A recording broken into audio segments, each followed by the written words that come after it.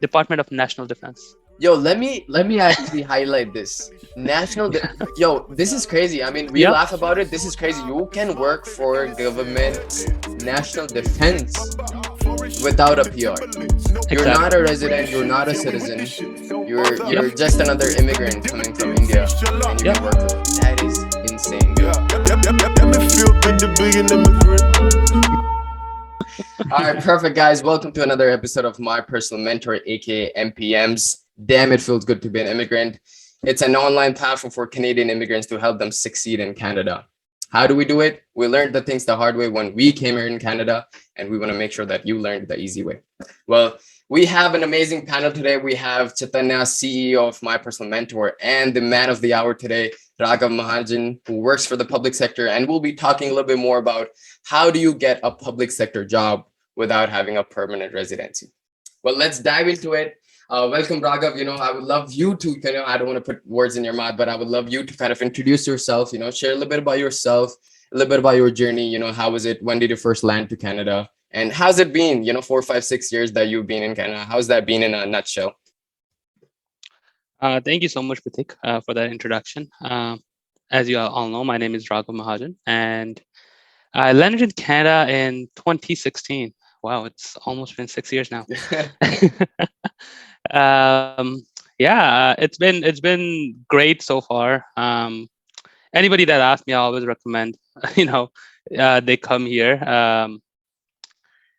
Journey was good. I first was in a I came here in a diploma program. It was a business administration 3-year diploma program, but soon I realized I want to be in a degree program. So I switched over after first semester. So it was a Bachelor of Commerce, and my major is supply chain management. Um, yeah, so far it's been good. Sweet, man. 2016. Yeah, definitely. It's been a long time. When you look back and you're like, came in as a naive, young boy, and now currently working as a supply chain, as a managerial position in such a reputed company. So that's awesome, man. And you said you started with your diploma, but then you switched to your degree. Why was that transition? Like, why did you switch? Um, so initially, I always wanted to come here in a degree, right? But the thing was, uh, the time I had applied, the degree applications were already closed. So I came here in a diploma program, and then my plan was always to switch over to the degree. The reason being initially was because I wanted to pursue postgrad studies, right? Master's program. And a lot of master's program, most of them actually have a requirement that you need a bachelor's degree. You cannot Interesting. apply to them with a diploma program, right? Yeah. So that was the main reason for the switch at that time. But later, I also realized that a degree is very much valued when you work in the public sector, because you can't really, you could kind of get your foot in, but you can't really progress in your career if you don't have a bachelor's degree. Each classification, of course, comes with their own requirements as well, but this is the generalized idea. Wow, dude, this is interesting. The reason I was asking is usually what happens is, let's say you have a degree or a diploma, Yep. right? You step into the job market, but then later when you're switching companies, getting promoted, what they look at your past experience, Yep. which is work experience, not the degree. But that's so interesting to know that the need of the degree to the need of having a bachelor's degree. While talking about bachelor's degree, I'm curious, man. You landed here in 2016. You started your bachelor's degrees. How was those, initial years? As an immigrant, coming to Canada, the land of opportunities. Share a little bit about that. For sure, man. So I was kind of different than, I would say, usual. Usually when students get out of their house, and all new different country, they want to explore, they want to have fun. I was kind of different in that sense. And looking back at it, sometimes I no regrets, but sometimes I think I could have done things differently. But That's life, uh, man. That's life. Yeah.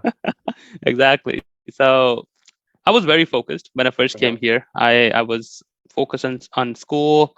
I had 2 part-time jobs, one on campus, off campus, co-ops, things like that. So first 3 years, I would say, of my degree, I was very, very focused on school.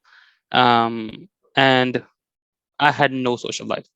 which, Mm, as I mentioned, sometimes I think back and think that things could have been a more, there could have been more of a balance, between these mm, things, because as immigrants, I think sometimes we take a lot of pressure mm. in what is expected of us, right? Yeah, yeah, Uh, we have been given this opportunity to go to this country, and we have to, make it big, basically. yeah. Mm-hmm. So again, pros and cons, right? And I Pros don't and think I cons, would 100%. be I would be here if I wasn't that focused in the first, Exactly. Yeah, few years of yeah. my degree. I wouldn't even Mm. be here. So pros and cons of Pros and the cons, hundred situation. Yeah. percent. And I love that how beautifully you described. But it's controversial. You know what I mean? Like it's like focus is bad just because. I mean, I wouldn't say focus is bad. That's what you said, right? Focus is good till the time you have a sweet balance between your Exactly. social and Exactly.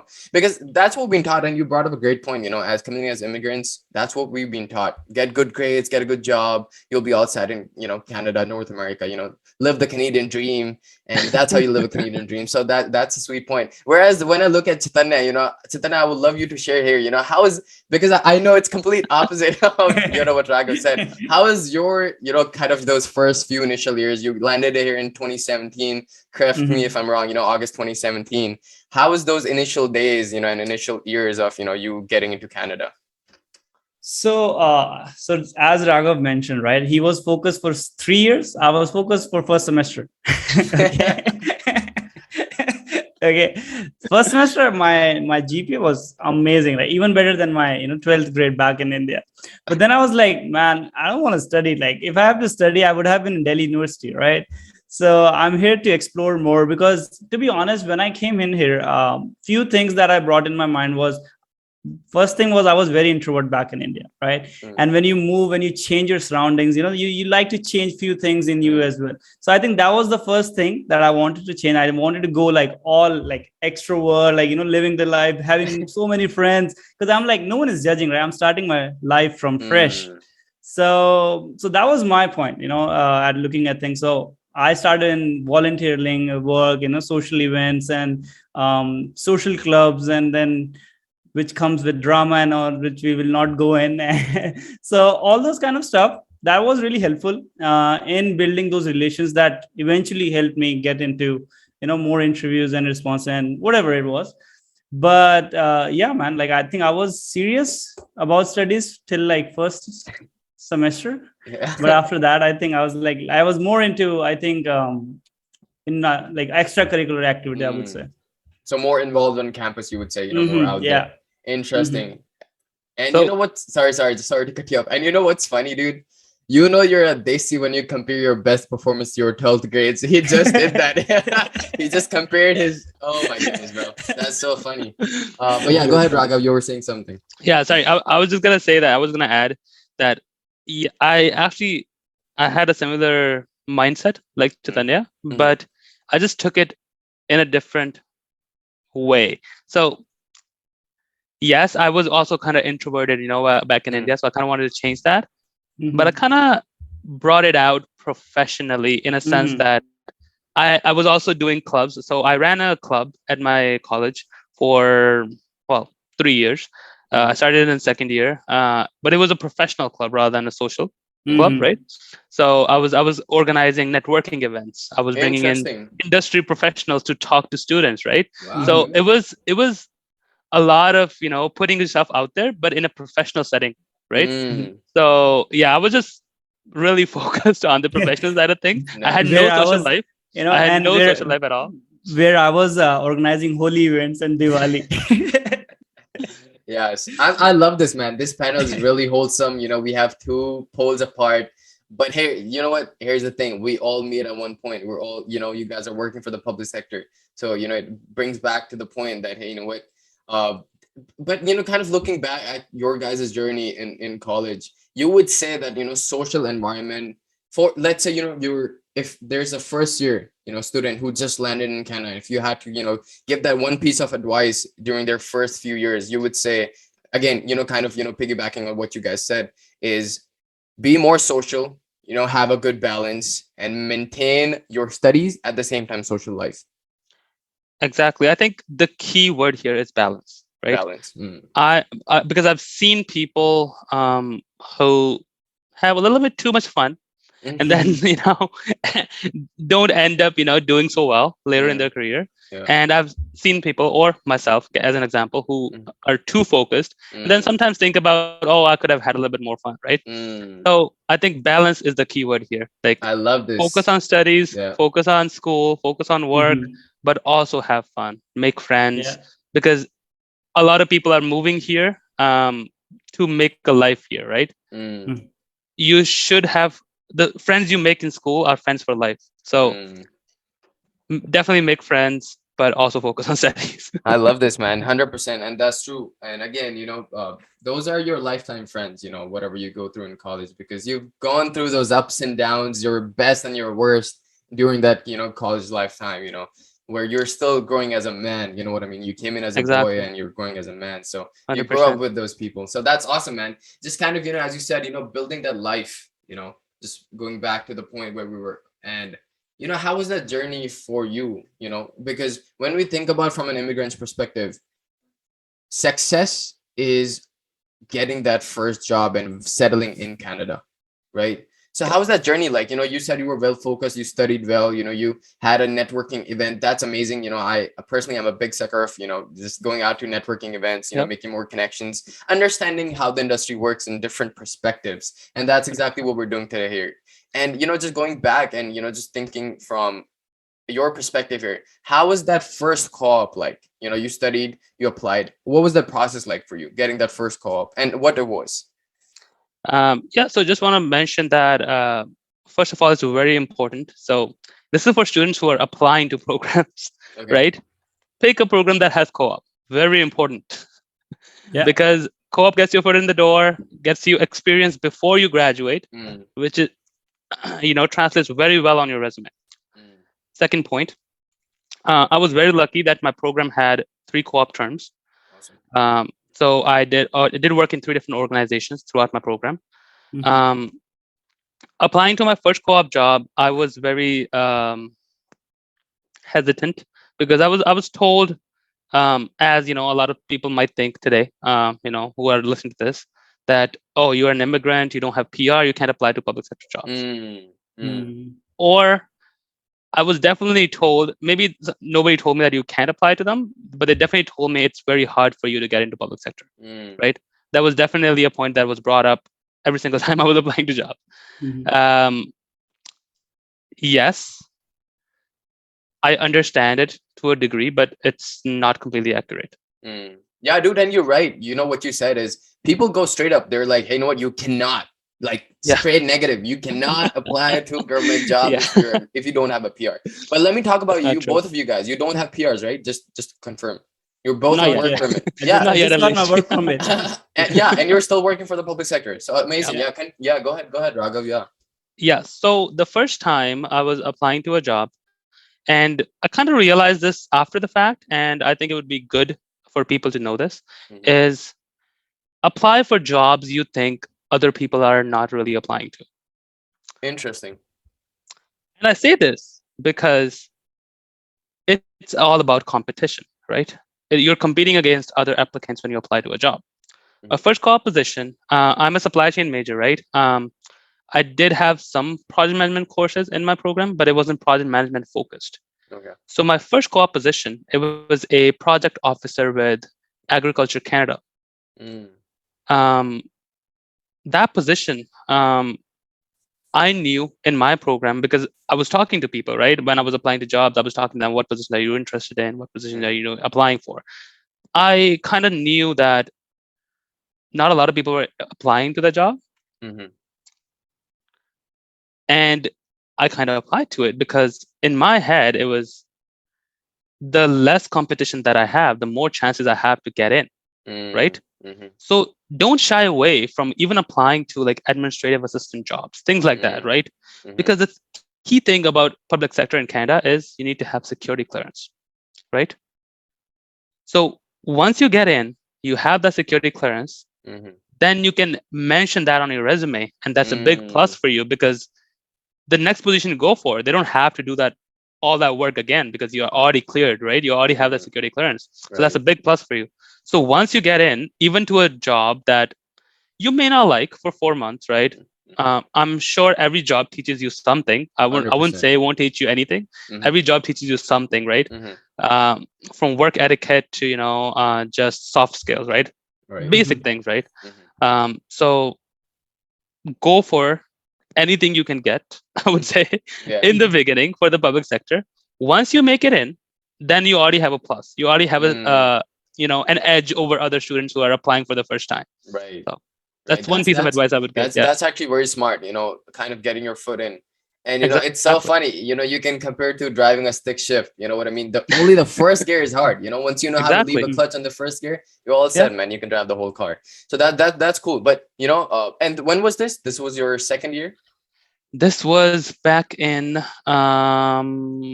so my first year, end of my first year, I didn't have a co-op term. Mm-hmm.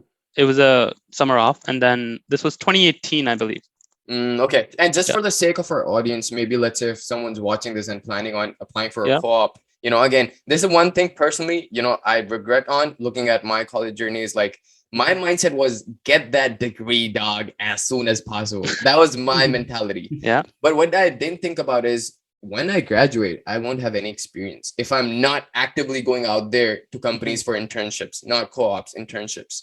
But if you had to kind of break it down, how does a co-op work? So first year you have your, just college, and then second year onwards you start your co-op. If you could, quickly break that Yeah, down. yeah, for sure. Mhm. So this is very specific to the program or the university or college you go to. Okay.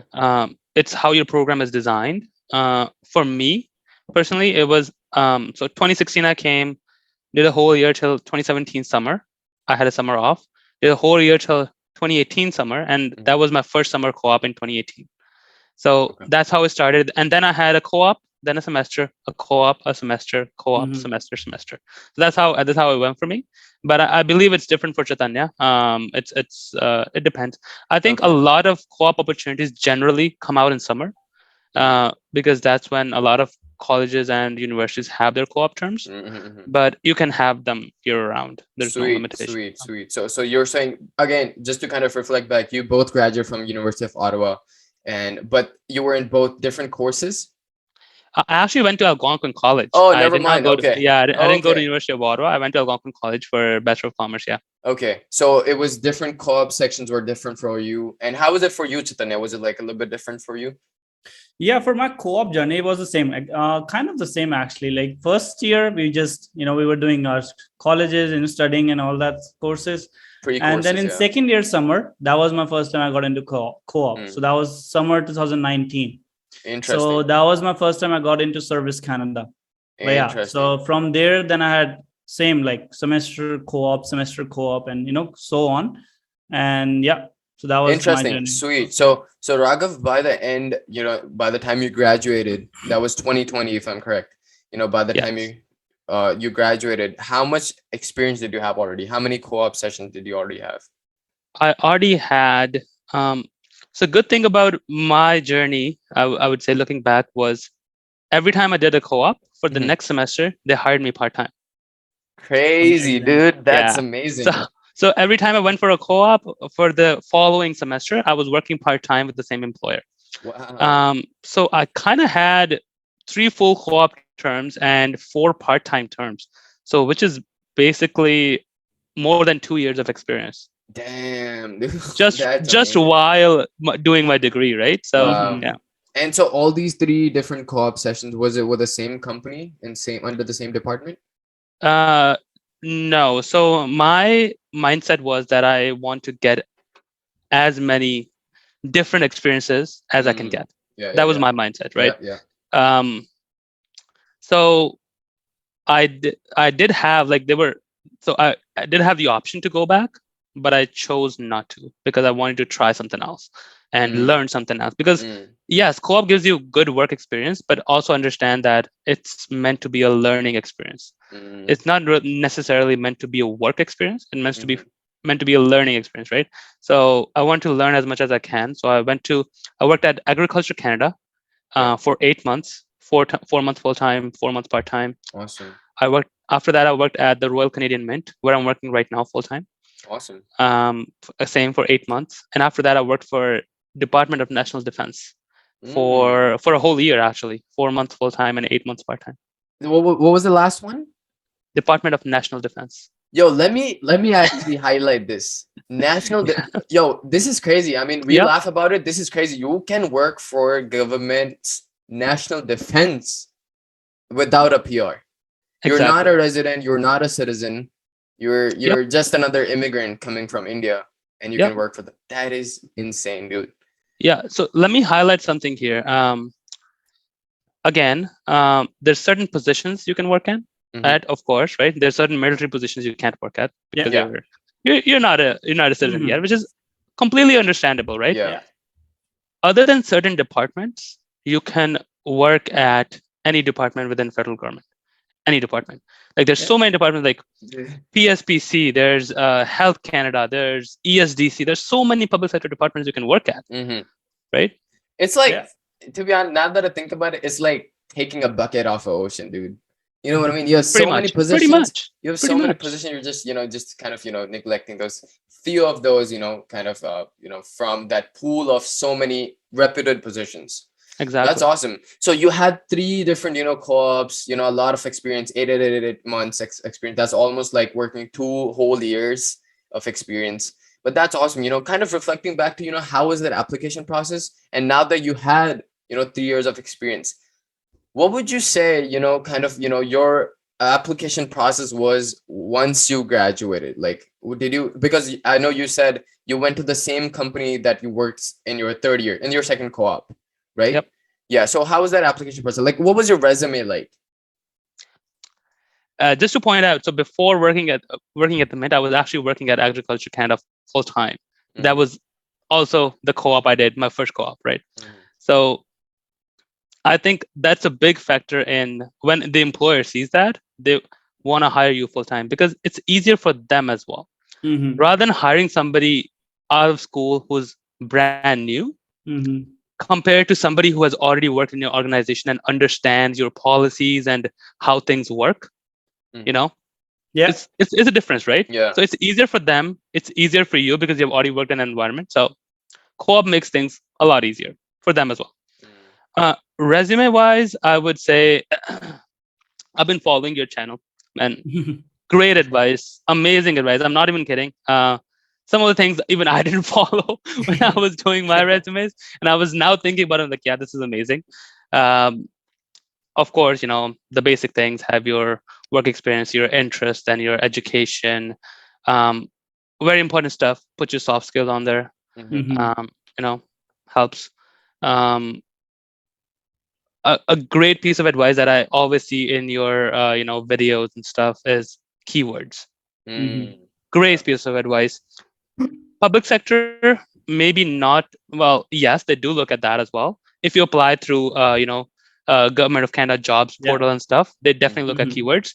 Um, a huge thing in private sector. Huge thing in private sector because they have softwares that pick up on those keywords and they pick your resumes Yeah. even mm, before somebody actually looks at them, right? mm, Mhm. So I think that's look at the job description, put in as many keywords as you can in your mm, resume, mm. Mhm. and just send that off. That's amazing. Same thing with your cover letter. Cover letter is a little bit different than a resume. You gotta explain more on a personal level Mm, why you want that job, right? right. If a job requires a cover letter, that's what they want you Right. to do. Mm, Like you need to explain what your learning experience was in your school and why do you think this job is for you, right? right. Right. Resume, yes, explains your skills, your knowledge, your certifications if you have any, but cover letter is more personal. Right, right. So It's in easy words, it's a deeper explanation of your resume specifically for that job title that you're applying to. 100%, Mhm. Right? 100%. That's awesome. So, talking about resume, what resume is basically? It's a collection of your experience throughout your academic journey or your experiences, right? Yep, 100%. So in a nutshell, let's say, we had to put it for, a first year, someone who just landed here looking at this video. If you had to kind of break it down for their next 3-4 years, what and of course you mentioned some soft skills as well, Yes. how would you break it down for someone who doesn't feel stressed out in their fourth year that, hey, what, all right, what do I do now, how do I apply for the public sector, how would you break it down so that it's a smooth transition just like yours, it's a Yep. smooth transition into Government of Canada, into public sector? What would you say? Important thing is keeping your resume updated every time you have a new position, add that experience in.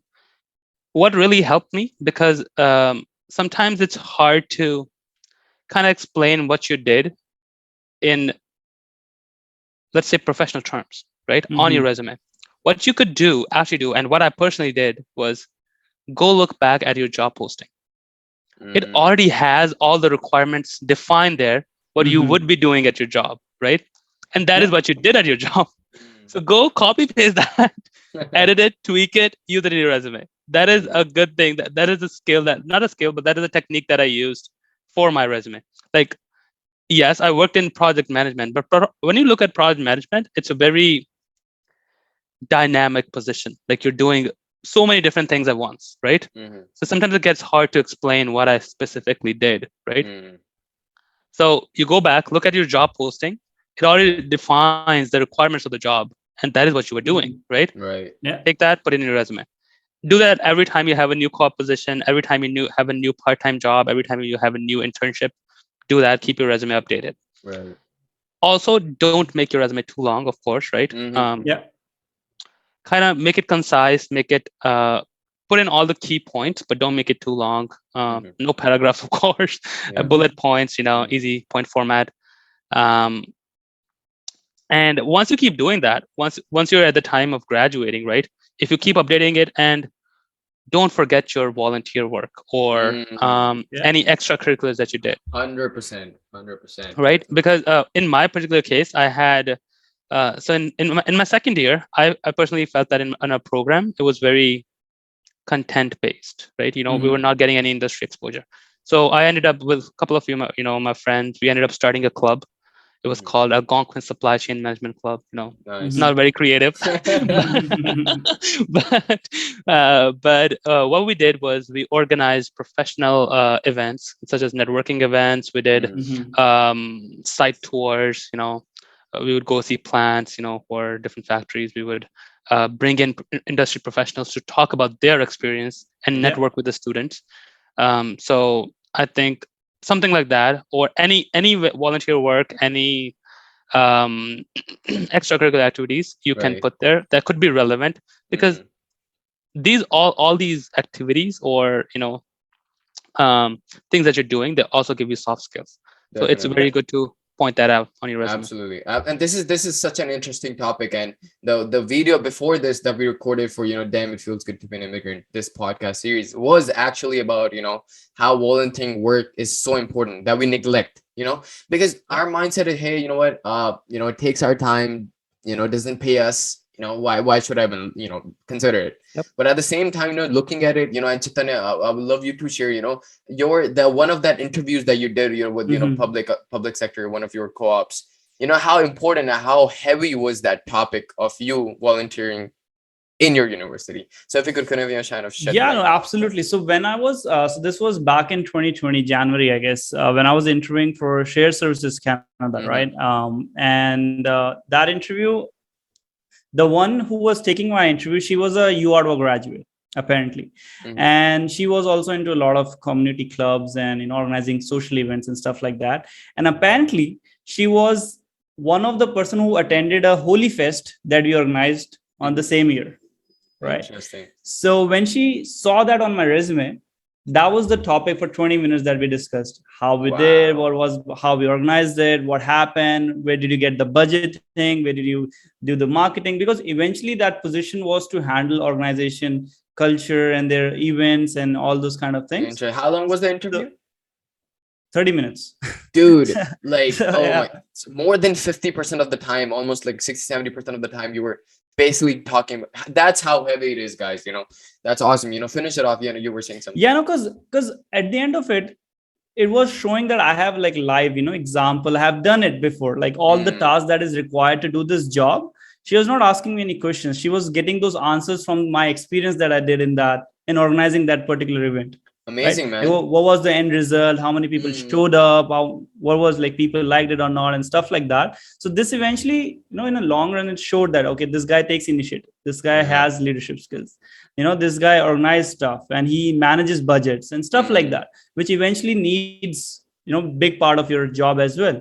So I Perfect. think that really, played well for me. Sweet, sweet, sweet. So just I have to kind of, step back here and kind of reflect on what you guys said here is for someone who's coming here, starting their first year, and now they have like the rest 4 years of college, you know, they don't only have to focus on getting a co-op or, a part-time job, but they also have to work on themselves, volunteer, Mhm. go on, 100%. go out and do, certain activities, get more socialized. Because here's the thing, professional experience will build your professional skills, but at the same time, this extracurricular kind of portrays your character, who Yeah. you are, where you're coming from. So that's awesome, guys.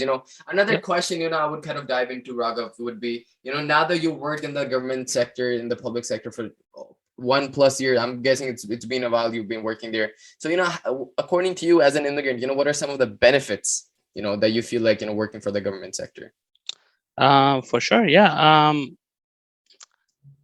Me personally, I think there's a lot of benefits.